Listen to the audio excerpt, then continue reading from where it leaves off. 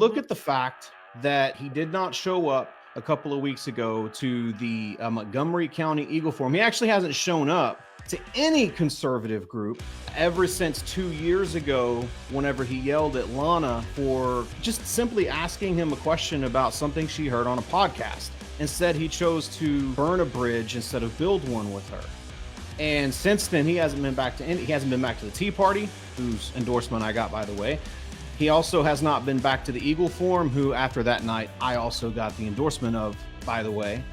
My perspective is he doesn't have the nuts to face me.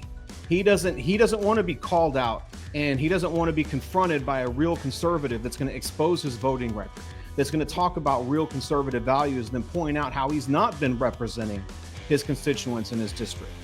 And to take that even further, you were sharing something with me about Dan Crenshaw finding out that I also earned the endorsement of Latinos for America First.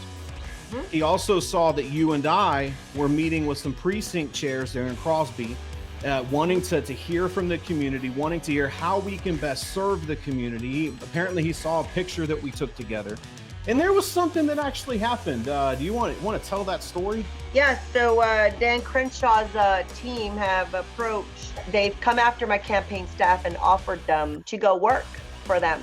They figured, Jameson, that crap. You know, Bianca's one thing to try to. They're trying to contain me, maintain me, do whatever they can.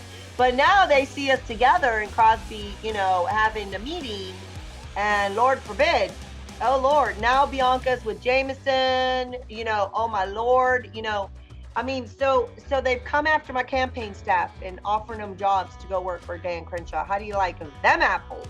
Yeah, no, and what's crazy about that is that, you know, your race is a state race. You know, you're running for the state legislature, I'm running for federal. Crenshaw doesn't even have a dog in that fight.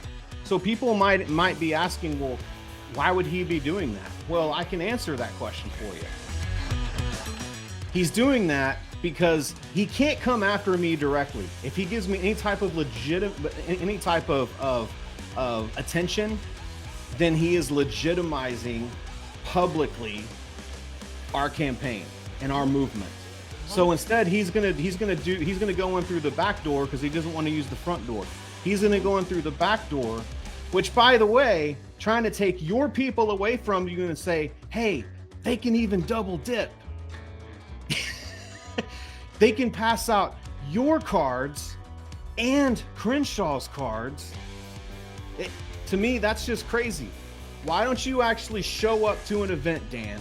Why don't you actually have the balls to face me instead of being a coward? You were not a coward those years ago whenever you served in our military. But here now in 2024, you, sir, are a coward. Face me.